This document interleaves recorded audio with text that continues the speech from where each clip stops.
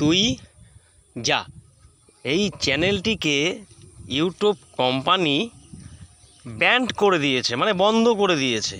কেন দিয়েছে? যে এটা নাকি ফেক আইডি। আমি ইউটিউব কোম্পানিকে বলতে চাই যে এটা কোনো ফেক আইডি নয়। এই যে আমি আইডিটা করেছি, নীলেশ রাজ সরকার তুই যা চ্যানেল, এই আইডিটা সঠিক এবং ভালো একটা আইডি।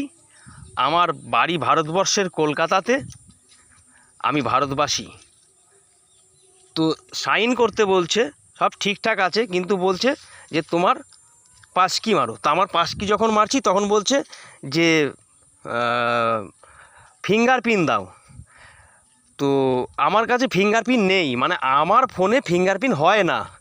তাহলে আমি কি করে দেব? তার মানে এটাই নয় কি আমি বিদেশি। আপনারা যে ওটিপিটা দিচ্ছেন সেই ওটিপিটা তো আমি রিটার্ন দিয়ে দিচ্ছি আপনাদের। তাহলে আপনাদের বুঝতে কেন অসুবিধা হচ্ছে?